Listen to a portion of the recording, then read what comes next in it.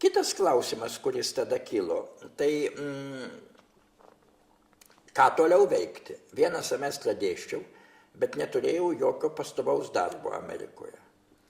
Česlovas Milošas, kai aš netekau darbo, turiu dar iš tų 10 000 dolerių dar kokias 8 000 dar man buvo likę, bet aišku, kad po kelių mėnesių jų neliks. Ką toliau daryti?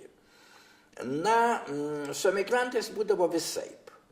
Kai kurie emigrantai prašydavo valstybinės pašalpos ir ją gaudavo, kiti iš visokių emigracinių fondų būdavo remiami. Kiti tiesiog keisdavo profesiją, ieškodavo darbo, kartais labai primityvaus. Kaip ir dabar iš Lietuvos išvykę žmonės dažnai randa primityvų gana darbą, prižiūrėti senukus, valyti kambarius ir taip toliau. Aš buvau pasiryžęs, kad jeigu reikia, imsiuos ir tokio darbo, kadangi badugi nemirs ir reikia kažko ieškoti.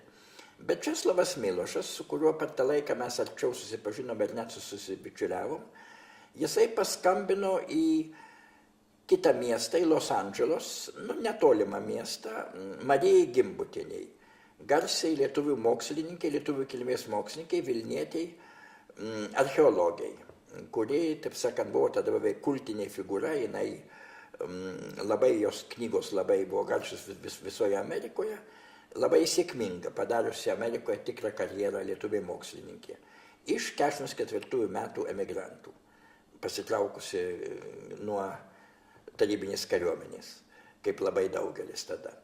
Na ir Gimbutienė pasakė, aš bandysiu surasti jam darbo mūsų universitete. Pakvietė mane į tą universitetą, aš ten praėjau interviu ir gavau 1 metams, buvau įdarbintas kaip lietuvių kalbos dėstytojas. Dėsčiau lietuvių kalbą. Elementarią lietuvių kalbą pradedantiesiems. Tai nebuvo lengva.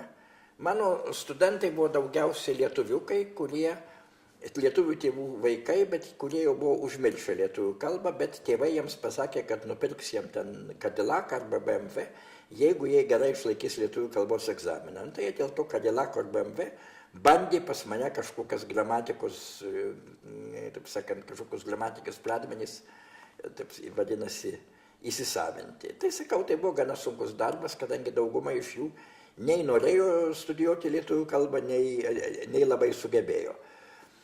Na ir taip dėsčiau ir man pavyko tą kontraktą pratęsti 3 metus.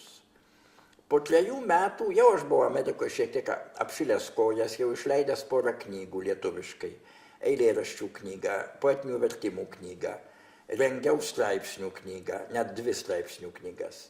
Ir emigrantų visuomeniai, ypatingai lietuvių emigrantų visuomeniai, jau buvo gana žinoma tokia figūra. Iš to irgi, taip sakant, tas irgi prisidėjo prie pragyvenimo, kadangi už pokalbių su emigrantais gaudavau šiokį tokį užmokestį, nedidutį, bet gaudavau. Bet daugiausia gyvenau iš tos universiteto algos, už lietuvių kalbos dėstymą.